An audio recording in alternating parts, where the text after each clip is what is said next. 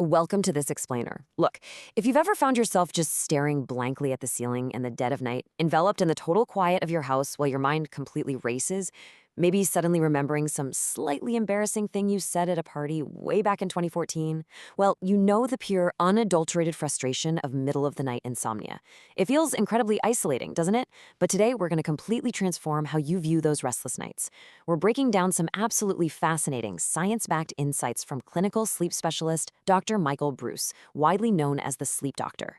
Today, we are systematically decoding the pure biology of exactly why you wake up, and more importantly, the precise physiological levers you can pull to actually get back to sleep. Because, honestly, why is it always 3 a.m., right? Why not midnight? Why not 5 a.m.? When we suddenly jolt awake at this very specific time, we almost immediately assume something is wrong with us. We kind of think our brains are broken, or we're somehow feeling it sleep. But here is the first major takeaway from Dr. Bruce's research. Waking up between 2 and 3 in the morning is actually a biological feature. It is not a bug. Your body is doing exactly what it was designed to do. Okay, let's dive into this and look at exactly why that happens. Your sleep cycle is intimately, literally tied to your core body temperature. As you settle into the evening, your body temp steadily rises, hitting its absolute peak right around 10:30 p.m. From there, it begins to drop.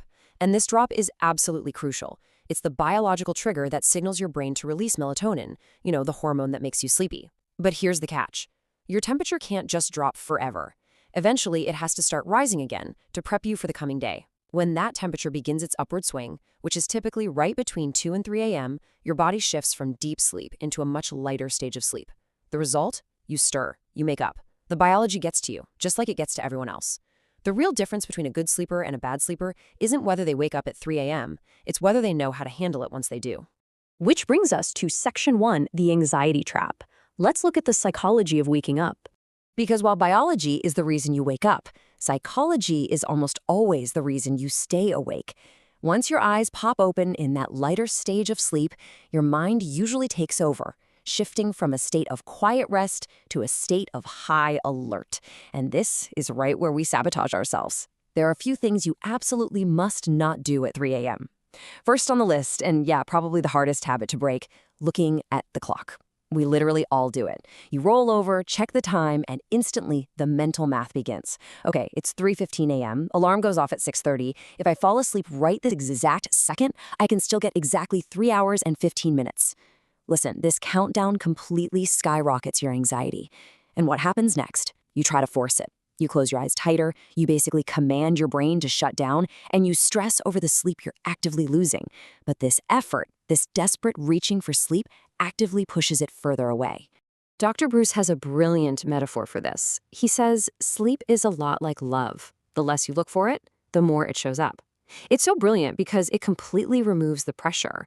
You cannot bully your brain into unconsciousness. You cannot will yourself to sleep through sheer force. The absolute best possible thing you can do for yourself in the middle of the night is to just let go of that sleep guilt. You really need to focus on relaxation, not effort, because when you finally stop frantically searching for sleep, well, that's exactly when it quietly sneaks up on you.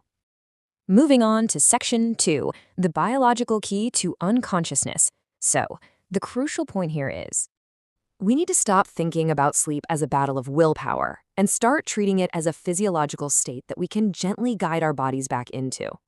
And there's a very specific, data-driven secret to getting there. That magic metric is 60. To enter a state of unconsciousness, to actually drift off into sleep, your heart rate generally needs to be at 60 beats per minute or below. This is your anchor number. If your heart is just thumping away at 75 or 80 beats per minute because you're stressed about your alarm clock, sleep is basically biologically impossible. Your body is simply too revved up. Every single action you take in the middle of the night should be evaluated through this single lens. Is this going to keep my heart rate below 60? And this brings us to a super common mistake, the bathroom trap. How many times have you woken up at 3 a.m. and thought, well, I'm awake, I might as well see if I need to pee? Dr. Bruce warns that this is a terrible idea, unless you genuinely have an urgent need to go, of course. Think about the physical mechanics for a second. You go from lying flat to sitting up to standing, and then you walk across the room. The sheer act of fighting gravity to stand up forces your heart to pump harder. Before you've even reached the bathroom door, your heart rate has spiked well above 60 beats per minute. By just checking to see if you need the bathroom, you've accidentally completely reset your body's sleep readiness. So what do we do instead? Section 3, the physical solution, controlling your heart rate. If you're awake and you don't actually have an urgent need to use the restroom, you stay put. Simple as that. But lying in bed wide awake staring at the ceiling isn't the goal either. We need an actionable way to physically lower your heart rate back under that magic number of 60 without ever leaving the mattress. This is where we introduce the 4-7-8 breathing technique. All right, follow along with me for a moment here. First, you take a very gentle, quiet breath in through your nose while counting to 4. You aren't forcing the air, just naturally filling your lungs.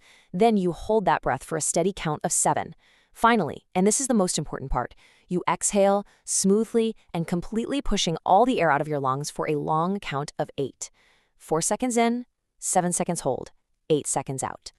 Now, what's really interesting about this process is the pure biology behind it. This isn't just some mindful distraction. It's literally a mechanical override for your cardiovascular system. That long 8-second exhale acts to dump excess carbon dioxide out of your lungs.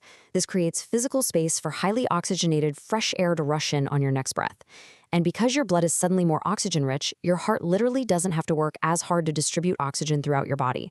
The workload drops, the heart rate plummets below 60 BPM, and your body is physically prepared to enter unconsciousness. It is biology working directly in your favor. Section 4, the reassurance.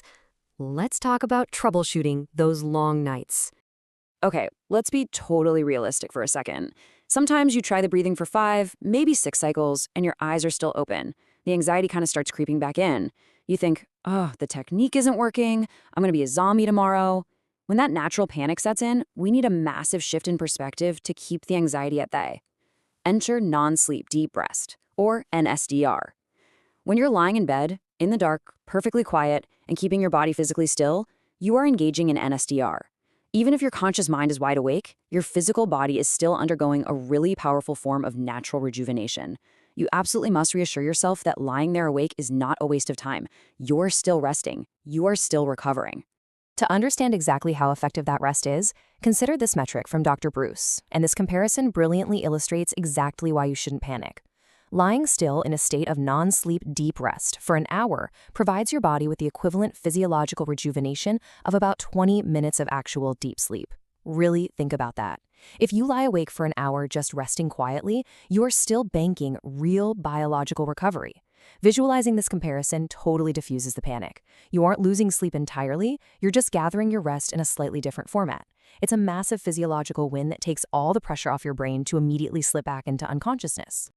To make sure you maintain that state of NSDR and keep your heart rate nice and low, just keep these final tactical troubleshooting tips in mind.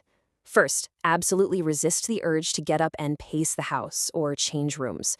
Do not flip on a light, do not scroll on your phone, don't even open a book. Any of these actions introduce light and movement, instantly signaling to your brain that it's daytime. Also, a lot of people wake up feeling thirsty. Do not walk to the kitchen. Instead, keep a glass of room temperature water right on your nightstand. You can reach over, take a quick sip, and immediately settle back down without spiking your heart rate.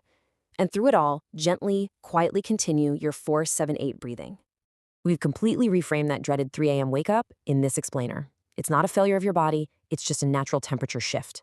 You now know that getting your heart rate under 60 is the key, and that the 4-7-8 breathing method is your built-in biological tool to get you there. And above all, you know that quiet rest is profoundly valuable. So knowing the pure biology of your 3 a.m. wake up, how will you use the 60 BPM rule and non-sleep deep rest to finally reclaim your peace of mind tonight? The very next time your eyes snap open in the dark, just remember, don't look at the clock, don't chase the sleep, and simply let your biology do the rest.